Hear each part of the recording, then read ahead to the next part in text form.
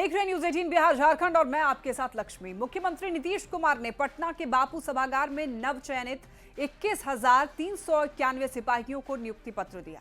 इस दौरान सिपाहियों ने शराबबंदी को सख्ती से लागू करने और जिंदगी भर शराब नहीं सेवन करने का शपथ लिया। इस दौरान मुख्यमंत्री नीतीश कुमार ने यह कहा कि जल्द ही 55,000 और पुलिस पदों पर बहाली की जाएगी और उन्होंने अधिकारियों को जल्द भर्ती प्रक्रिया पूरी करने का निर्देश दिया है। मुख्यमंत्री ने यह कहा है कि पुलिस में खाली पड़े पदों को भरा जाएगा और अब बिहार पुलिस में 2,29,000 लोग होंगे। अगर जरूरत होगी तो और ज्यादा लोगों को बहाल किया जाएगा। सीएम नीतीश ने अधिकारियों को खड़े कर यह कहा है कि बताइए खाली पड़े पदों पर जल्दी बहाली करेंगे ना। मंच पर मुख्य सचिव से लेकर गृह विभाग के प्रधान सचिव, डीजीपी से लेकर तमाम बड़े अधिकारी मौजूद थे। तो बिहार में फिर से रोजगार की बहार और यहां पर देख सकते हैं पुलिस में महिलाओं की भी संख्या अब अच्छी खासी हो गई है। 55,000 और बहाली निकाली जाएगी और इसको लेकर के भी नीतीश कुमार ने आज मंच से कह दिया है, यानी कि बहुत जल्द और भी ज्यादा भर्तियां होंगी। अब उसमें इन लोगों ने यह तय किया है कि 55,000 अलग ढंग से ये करेंगे। तो हमने कहा कि भाई 55,000 जो अलग करना है, तो जो अधिकारी यहाँ पर मौजूद है हम इनसे कहेंगे कि भाई क्यों नहीं तेजी से करना है। जब कह दिए थे 55,000 तो जरा तेजी से करिए, खड़ा होइए। 55,000 भी कहे हैं तो आप बहुत जल्दी पूरा करिए, देर मत करिए। इन लोगों के लिए और लोगों की संख्या होने वाली है और ये अगले बार जो है ये कुल मिलाकर के इसमें से जो हमने कहा 19,838, ये तो इतना हो गया 21,391। आप सबका स्वागत है। तो अब फिर अगली बार भी 19,838 ये लोग कर रहे हैं और जो कहा इन्होंने कि अगले महीना हो जाएगा ना, हो जाएगा ना अगला महीना, बिल्कुल अगले महीना भी उतना हो जाएगा। अब उसके बाद जो कुछ भी बचा है इसको भी हमने कहा है कि एकदम तेजी से करिए। और हम लोग जो सरकार की तरफ से नियुक्ति पत्र दे रहे थे और साथ ही सभी यहाँ उपस्थित पुलिसकर्मीगण से वो बार बार कह रहे थे कि मुस्कुराइए, हंसिए। वो एक इशारा है, एक संकेत है कि अगर आपने अपने सेवा काल में दोनों शपथों का पालन किया तो फिर सरकार की छवि ऐसी बनेगी कि बिहार की जनता ही हमेशा मुस्कुराते रहेगी। सीएम नीतीश सरकार ने आज 21,391 सिपाही पुरुष और महिलाओं को सिपाही नियुक्ति का प्रमाण पत्र दिया है और देखिए जिसे लेकर नियुक्ति पत्र दिया है। साथ ही देखिए यहाँ पर जिसे लेकर महिला और पुरुष सिपाही जो हैं वो बेहद उत्साहित नजर आ रहे हैं। जिनसे बात की है न्यूज 18 संवाददाता आनंद अमित राज ने।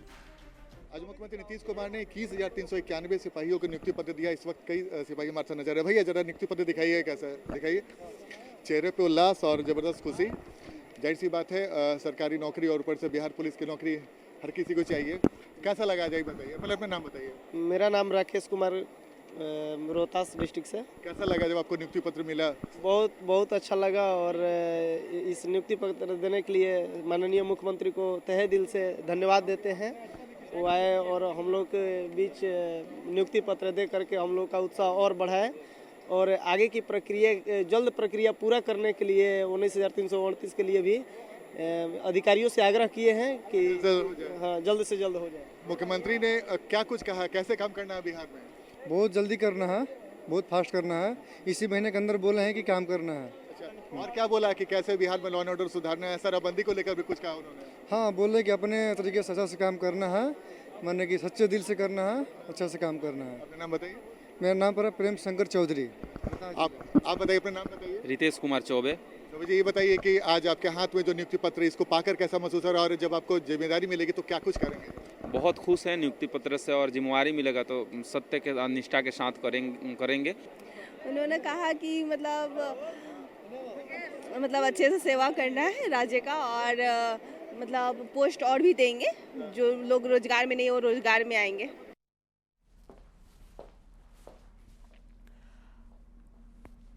उप मुख्यमंत्री विजय कुमार सिन्हा ने आरजेडी पर निशाना साधते हुए ये कहा है कि आरजेडी की मानसिकता संविधान विरोधी है। संवैधानिक संस्थाओं का अपमान करना, उसके खिलाफ भ्रम का माहौल बनाना है।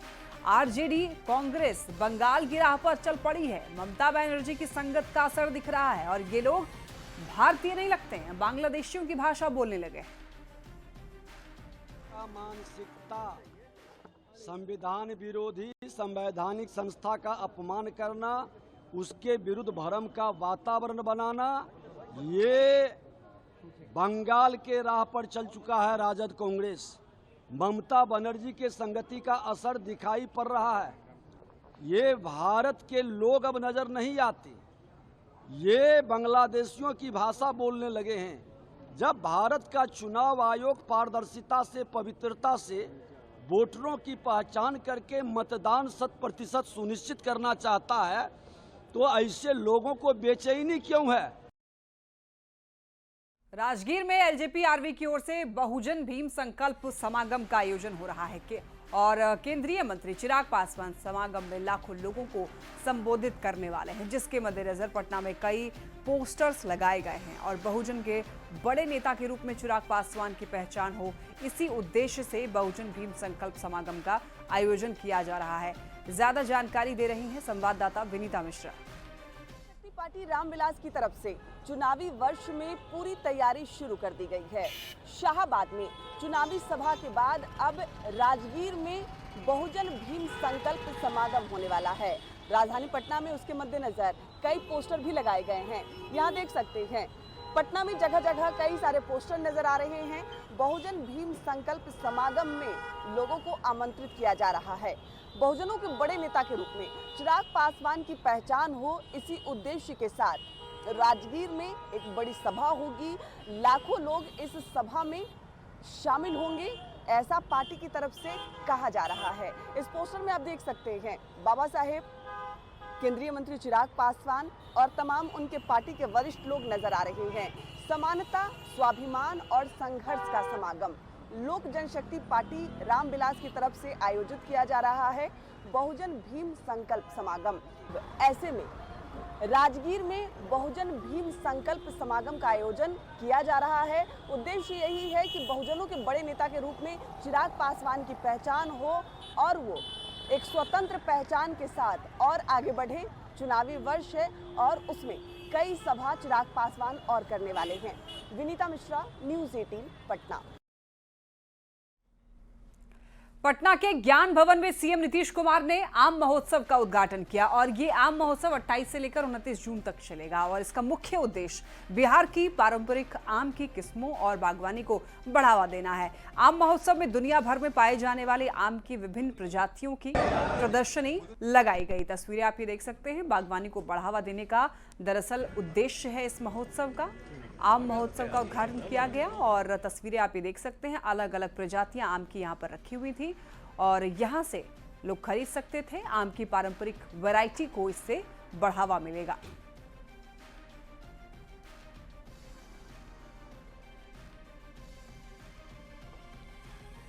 सिवान के महाराजगंज बीजेपी सांसद जनार्दन सिंह ने तेजस्वी के बयान पर निशाना साधा। उन्होंने कहा है कि वो भूल गए हैं कि उनके पिताजी के राज में लाठी में तेल पिलावन रैली और चरवाहा विद्यालय चलने का कार्य होता था। गाड़ियों में लोग बैठकर राइफल का नाल निकालकर चलते थे।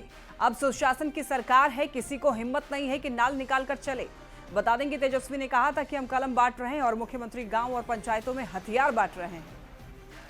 आज जो सत्ता जो है वास्तव में नीतीश जी की सत्ता सुशासन की सत्ता के नाम से जानी जाती है। और जो उस समय क्राइम था, जब यहाँ के तेजस्वी जी के पिताजी जब शासन में थे, तो लोगों का क्राइम देख कर रूह कांप जाता था।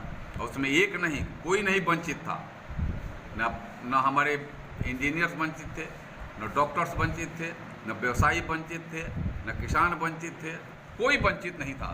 सब अपहरण कब हो जाएगा, कब किसकी हत्या हो जाएगी, किसी को यह हमें लगता था कि वो अंदाज भी नहीं कि घर से हम निकल रहे हैं तो उधर से हम आएंगे कि मेरा बॉडी आएगा, इसके बारे में कोई नहीं सोच करके निकलता था बाजार से। नवादा से बड़ी खबर, बालू लदे ट्रैक्टर ने बाइक सवार 2 शिक्षकों को रौंद डाला। एक शिक्षक की मौके पर ही मौत हो गई है, दूसरा गंभीर रूप से जख्मी हुआ है। सदर अस्पताल में भर्ती कराया गया है। 2 महीने पहले ही टीआरई 3 में शिक्षक के रूप में ज्वाइन किया था और मौके से ट्रैक्टर चालक फरार हो गया है। नीमदारगंज थाना क्षेत्र के जसौली गांव की यह घटना बताई जा रही है। बालू लदे ट्रैक्टर ने रौंद डाला है। यहाँ पर 2 शिक्षकों को, एक शिक्षक की मौके पर ही मौत हो गई है, दूसरे को अस्पताल में भर्ती कराया गया है, लेकिन वो भी गंभीर रूप से जख्मी है, घायल हो चुका है। आपको बताते चलें, टीआरई 3 में ही शिक्षक के रूप में ज्वाइन किया था इन्होंने। मौके से ट्रैक्टर चालक जो है वो फरार बताया जा रहा है। नीमदारगंज थाना क्षेत्र के जसौली गांव की ये घटना बताई जा रही है, जहां पर तेज रफ्तार ट्रक ने, जो कि बालू से लदा हुआ था, उसने बाइक सवार 2 शिक्षकों को रौंद डाला। एक शिक्षक की मौके पर ही मौत हो गई है। परिवार में मातम पसरा हुआ है। ये अपना ड्यूटी जा रहा था रजौली के पास, चित्रकोली में ड्यूटी था, चित्रकोली हाई स्कूल में। मोटरसाइकिल से जा रहा था। इसी बीच चातर के आसपास, जसौली के आसपास हुआ एक्सीडेंट। ट्रैक्टर वाला मार दिया, पीछे से चढ़ा के चला गया। बाबा बागेश्वर एक बार फिर से पटना में आने वाले हैं और 6 जुलाई को पटना के गांधी मैदान में श्री राम कर्मभूमि न्यास की तरफ से सनातन महाकुंभ का आयोजन हो रहा है।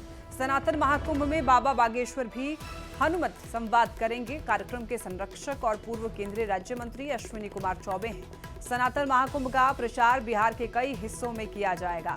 तो देखिए, यहाँ पर एक बार फिर से पंडित धीरेन्द्र कृष्ण शास्त्री बिहार आने वाले हैं। बाबा बागेश्वर का इंतजार बिहार एक बार फिर से कर रहा है।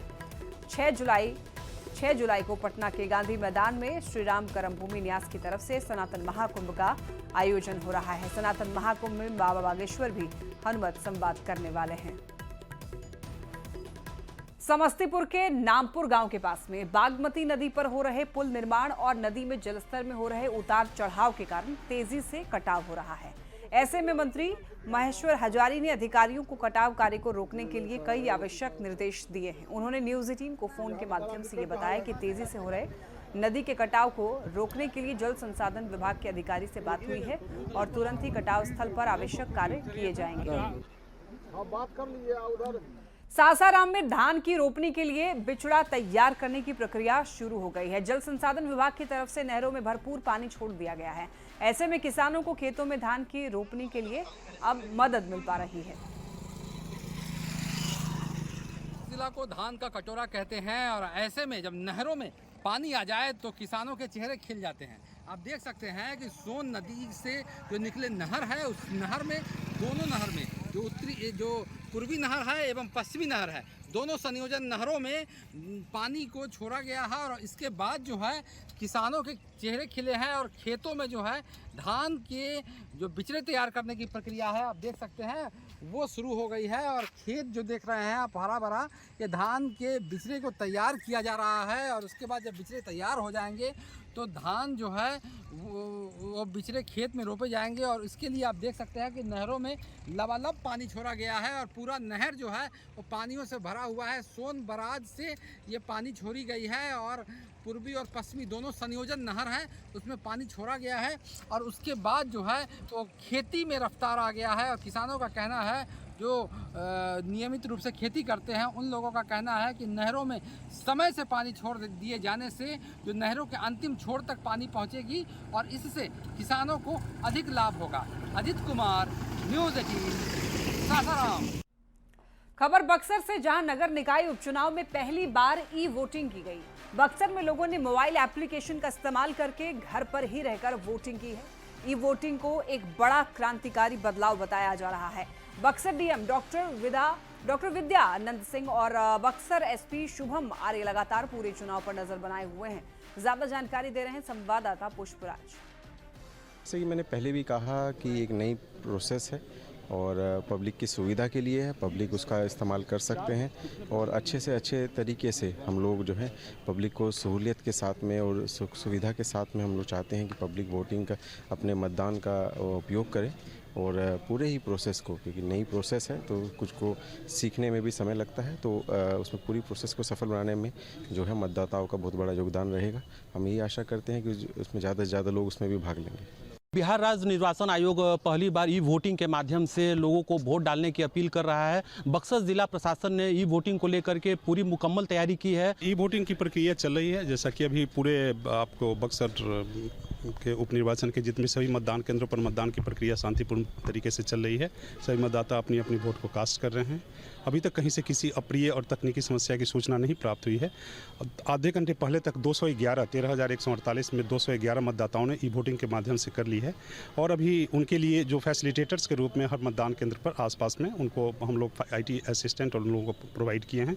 इसके बाद भी अगर किसी तरह की तकनीकी समस्या आती है तो वो करेंगे, उसका निराकरण किया जाएगा और उसके बाद अगर अंततः अगर वो नहीं किसी कारणवश अगर अपने में असफल हो जाते हैं तो 1 बजे के बाद जब डाटा सिंक हो जाएगा जो कितने मतदान कर्मी जो ई वोटिंग के माध्यम से अप्लाई किया था और वे बचे हुए हैं तो उनको फिजिकली बूथ पर आकर के मतदान करने की अनुमति दी जाएगी। बक्सर जिलाधिकारी हैं और सर का कहना है कि वोटिंग को लेकर के बक्सर में प्रक्रिया तेज की गई है और सुबह से लगातार ई वोटिंग के माध्यम से भी लोग वोट कर रहे हैं। बक्सर का बूथ ये है, DAV स्कूल है और यहाँ पर बक्सर DM खुद यहाँ पहुँचे हैं और यहाँ पर आज वोटिंग डाली जा रही है। बक्सर नगर परिषद के उप निर्वाचन को लेकर के आज यहाँ पर चुनाव है। बक्सर नगर परिषद के 2 पदों के लिए उप मुख्य पार्षद और एक पार्षद पद के लिए आज वोटिंग डाली जा रही है और सबसे बड़ी बात है कि ई वोटिंग के माध्यम से भी जो मतदाता हैं वो अपने मताधिकार का प्रयोग कर सकते हैं और बक्सर जिला प्रशासन ने यहाँ पर ई वोटिंग के लिए भी एक कंट्रोल रूम बनाई है। किसी को भी अगर कोई परेशानी हो रही है ई वोटिंग में करने में तो वहाँ संपर्क कर सकते हैं और लगातार ई वोटिंग के माध्यम से लोग वोट डाल रहे हैं। बक्सर DM ने कहा है कि वोटिंग को लेकर के किसी भी अगर कोई परेशानी होती है तो वो कंट्रोल रूम में सीधे तौर पर संपर्क करें। पुष्पराज, न्यूज़ 18 बक्सर। खबर मोतिहारी से, जहां पताही सामुदायिक स्वास्थ्य केंद्र में उस समय हंगामा मच गया जब प्रसव के दौरान एक महिला ने मृत बच्चे को जन्म दिया। परिजनों ने अस्पताल प्रशासन पर गंभीर लापरवाही का आरोप लगाया। करीब 2 घंटे तक जमकर हंगामा हुआ। परिजनों का आरोप है कि प्रसव पीड़ा होने पर उसे अस्पताल लाया गया, लेकिन महिला डॉक्टर के नहीं होने पर उसे सिर्फ ANM और GNM की निगरानी में रख दिया गया। रात भर डॉक्टर की गैर मौजूदगी में इलाज चलता रहा। मौके पर पहुंची पताही थाना की पुलिस ने काफी मशक्कत के बाद परिजनों को शांत कराया। वहीं अस्पताल के प्रभारी डॉक्टर मोहन लाल प्रसाद ने लापरवाही के आरोपों को खारिज किया। कहा कि महिला में पानी की कमी थी और उन्होंने ये कहा कि पूरे मामले की जांच की जाएगी, दोषी पाए जाने पर कार्रवाई होगी। और इस वक्त एक बड़ी खबर मिल रही है। म्यूचुअल ट्रांसफर के आदेश के बाद गुस्से में शिक्षक संघ। 5 जुलाई तक हर हाल में सभी शिक्षकों के ट्रांसफर की दी मोहलत। सभी आपको बताते चलें, यहाँ पर काफी ज्यादा आक्रोश है और ये बता दें कि CM नीतीश और ACS एस सिद्धार्थ से अपील की गई है। कहा है कि म्यूचुअल ट्रांसफर का आदेश तत्काल ले वापस। अंतर जिला पुरुष, अंतर जिला महिला का 3 दिनों में करे ट्रांसफर। वहीं स्पेशल कैटेगरी और सेम जिला और पटना जिले के लिए 5 जुलाई तक मोहलत दी है। दिव्यांगों और बीमारों के ट्रांसफर में फिर से एक संशोधन करने की बात भी कही गई है और कहा है कि म्यूचुअल ट्रांसफर से 50 साल में भी जोड़ी नहीं ढूंढ पाएंगे शिक्षक। ज्यादा जानकारी के लिए न्यूज़ 18 संवाददाता रजनीश हमारे साथ जुड़ गए हैं। रजनीश, देखिए अब म्यूचुअल ट्रांसफर से नाराजगी देखी जा रही है, पर पूरी जानकारी दीजिए। देखिए लक्ष्मी, 65,000 शिक्षकों का ट्रांसफर शिक्षा विभाग ने कर दिया था और उसके बाद जो लिस्ट निकलने वाली थी उससे पहले शिक्षक जो है लगातार विरोध जताने लगे थे, क्योंकि कई जो है एक तरह से विसंगतियां सामने आई थी। जो चॉइस की पोस्टिंग नहीं मिली, विरोध शुरू हो गया। उसके बाद शिक्षा विभाग ने म्यूचुअल ट्रांसफर का आदेश निकाल दिया कि शिक्षक अपना ट्रांसफर खुद कर सकेंगे। ऐसे में अब जो शिक्षक संघ है वो अब सामने आ गया है और शिक्षक संघ के जो नेता है आनंद कौशल सिंह, इन्होंने साफ तौर से सरकार को चेतावनी दी है। खासकर CM नीतीश कुमार और ACS एस सिद्धार्थ से अपील भी की है कि अगले 72 घंटे में अगर अंतर जिला पुरुष और अंतर जिला महिला का ट्रांसफर नहीं होता है, इसके साथ साथ जो 1 to 5 हो या स्पेशल कैटेगरी या पटना जिला वाले का 5 जुलाई तक अगर ट्रांसफर नहीं होता है, संशोधन नहीं किया जाता है, तो 5 जुलाई को बड़ी बैठक होगी पटना में और बैठक के बाद रणनीति बनाई जाएगी और बड़ा आंदोलन होगा, यानी विधानसभा का घेराव भी हो सकता है मानसून सत्र के दौरान। इसके साथ साथ जो लाखों की संख्या में जो शिक्षक हैं वो सड़क पर उतरकर प्रदर्शन करेंगे। तो कुल मिलाकर एक बड़ी चुनौती है शिक्षा विभाग के सामने, क्योंकि 1,30,000 का ट्रांसफर अभी फिलहाल होना है, लेकिन अब तक 65,000 का ही ट्रांसफर हुआ है। और ACS एस सिद्धार्थ ने जानकारी दी थी न्यूज़ 18 को कि 30 जून तक 8,000 से अधिक महिलाओं का ट्रांसफर हो सकता है, जो अंतर जिला वाली महिला है। लेकिन जो पुरुष हैं वो भी चाह रहे हैं कि महिलाओं की तर्ज पर पुरुष का भी ट्रांसफर हो और म्यूचुअल जो आदेश है उस आदेश को शिक्षा विभाग तत्काल वापस ले। तो कहीं ना कहीं अब जो है इसका रिएक्शन देखने को मिल रहा है और आंदोलन की चेतावनी दी गई है। लक्ष्मी। ठीक है रजनीश, बहुत धन्यवाद आपका इन तमाम अपडेट्स के लिए।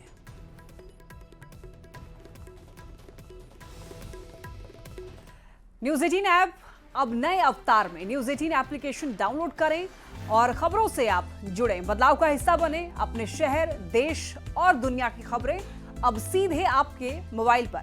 नीचे दिए गए QR कोड को स्कैन करिए और तुरंत डाउनलोड करें न्यूज़ 18 ऐप। और इसी के साथ इस बुलेटिन में इतना ही। तमाम खबरों के लिए आप देखते रहिए न्यूज़ 18।